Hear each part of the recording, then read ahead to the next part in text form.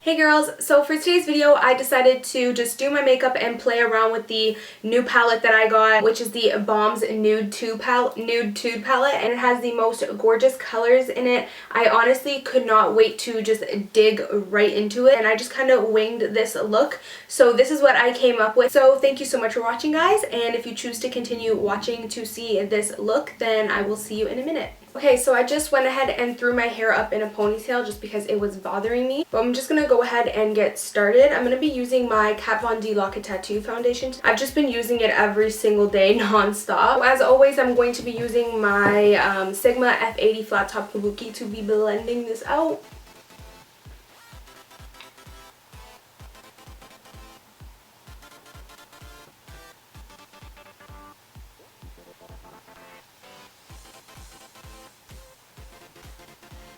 Now I'm going to go ahead with my concealer. I'm going to be using the MAC Prolongwear concealer. I feel like I don't use this enough in videos, and it doesn't show really how much I love this, because I really do love this.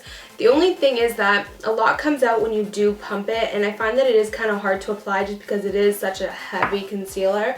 But it honestly works wonders and magic, so I just put up with the fuss most of the time and wear it. But a lot of the times when I'm filming, I kind of just go straight for the concealers that are a little bit easier to apply. But this is definitely one of my favorite concealers. I'm just going to be using my finger to blend this out.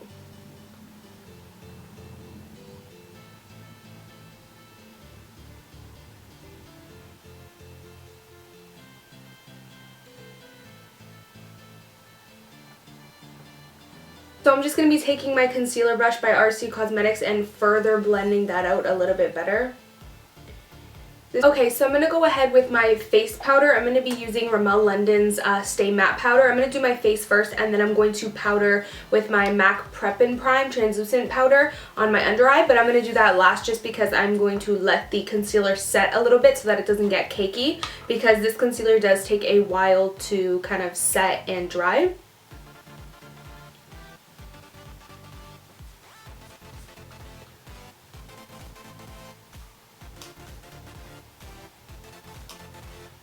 So now I'm going to go ahead and bronze and contour, and my absolute favorite duo for bronzing and contouring lately has been the NYX Matte Bronzer in the color Deep and this NYC Smooth Skin Bronzer in Sunny.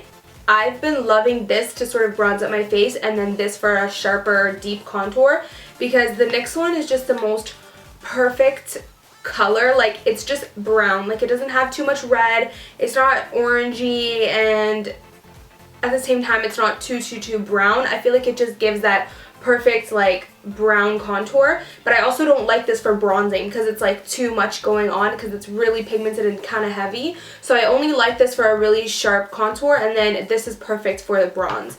So I'm going to go ahead and take my favorite bronzing brush lately, and this is a brush by Beauty Muse. I found this at Winners. So I'm just going to take a little bit of the Sunny bronzer and kind of tilt my brush a little bit and bronze my face.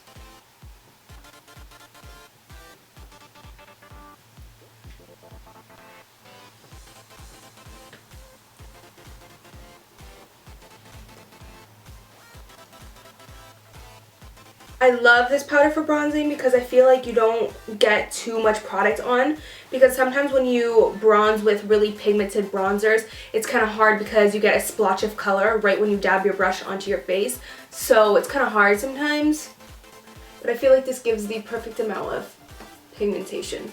And then my absolute favorite contouring brush lately has been this brush that I featured in my RC Cosmetics brushes review. I've absolutely been loving this for the most perfect contour ever. I feel like it puts on the right amount of product and you get the perfect size of a contour, so I really love this.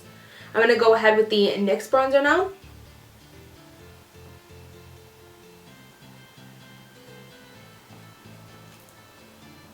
So now I'm going to go ahead and do my eyebrows. I've been really wanting to try the new Anastasia Dip Brow Pomade, and I almost splurged on it the other day, but my color is sold out on the website and it's more expensive to buy from Sephora, so I'm just kind of waiting until the color comes back in stock on the website, and then I'll go ahead and purchase it, and I'll maybe do a review for you guys when I do get it.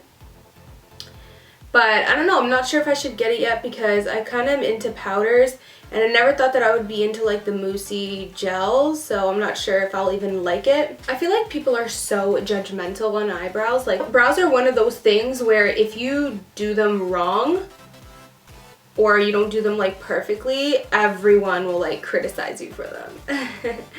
So now that my brows are done, I'm going to go ahead and start with the eyes. First thing I'm going to do is prime with my MAC Painterly Paint Pot. Oh, I forgot to add a highlighter. For today's highlighter, I'm going to be using the Balm's Mary-louminizer. And this is something that I actually just got in the mail along with the star of the show, the Nude Tude palette by the Balm. I did pick this up and I absolutely have been loving it. So I'm actually going to go ahead and just apply this on my cheekbones. So like I said, I did get the Balm Nude Tude palette. I did get the naughty version, so it's the version with the naked girls and the shadows covering their private areas. I just thought it was super cute. I couldn't help but get the naughty version and not the nice version. Oops, there goes the brush. The colors are absolutely gorgeous, so I don't even know for sure what I'm going to be doing for this look. I think I'm going to go ahead and use Standoffish and Sultry, these two colors over here. And then I might just deepen the outer V with a little bit of a darker brown, but we'll just see how it turns out, and hopefully the look turns out looking good. I'm just going to go ahead with that same color that I just showed you called Standoffish. So I did just zoom you guys in a little bit more just because I thought it'd be easier to see. So I'm just going to put that all over the lid and pack it on. So far I think this color looks a little bit different on the lid than it does in the palette, but still nonetheless a really beautiful color. It just gives that soft nude champagne-y lid. So I'm actually going to go ahead with the color Sultry, which is this shade right here. It's just a really pretty warm but muddy kind of brown. And I'm actually going to take a, well, it depends how pigmented this color is. Yeah, I'm going to take a large fluffy brush by Sigma. This is an E40 brush and my absolute favorite brush ever. I'm only going to take a little bit of the product on and go ahead and put that on my crease.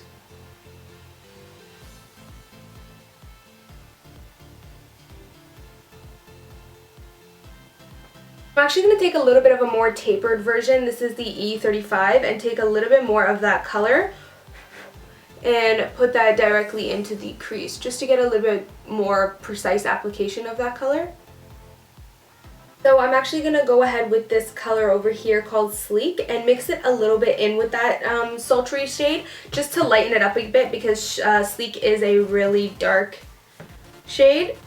But I'm going to mix those two together and go ahead and put it in that outer V area.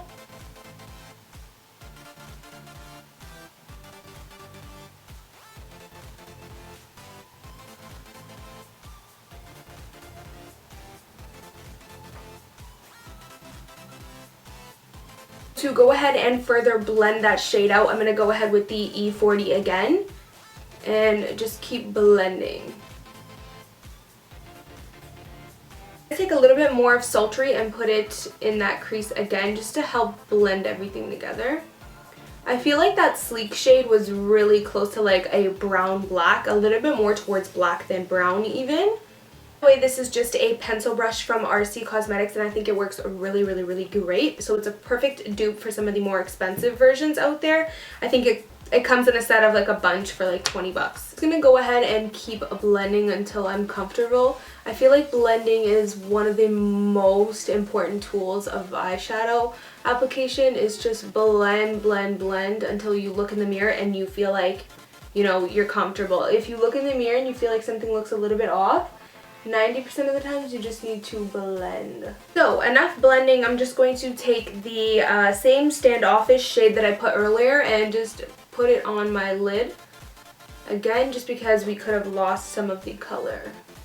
Alright, and to clean up my shadow on the edges there, I'm just going to take literally a concealer brush and just some of like the leftover product that squeezes out and put that onto a concealer brush and just go ahead and clean this area up. It doesn't have to be perfect, just to kind of clean it up and blend it out, just so that there isn't any like extra fallout. So now I'm going to go ahead with some liquid liner and just do my winged eyeliner, and then I'm going to be applying some mascara. Now it is time for the lips. I'm going to go ahead and just moisturize with my Nivea Milk and Honey chapstick. And then I'm actually going to go ahead and take a little bit of my MAC Painterly Paint Pot and just mute out my lips with it. This is going to help get rid of a little bit of the bright pigmentation of my lips, because my lips are naturally like a cherry red color. So this is going to help just mute it out. And then I'm going to take my ultimate favorite nude lipstick, even better than any of my high-end nude lipsticks, and that includes a MAC's Creme de Nude. This is amazing. This is BH Cosmetics Forever Nude. So I really love this. I'm just going to be using this for today's look.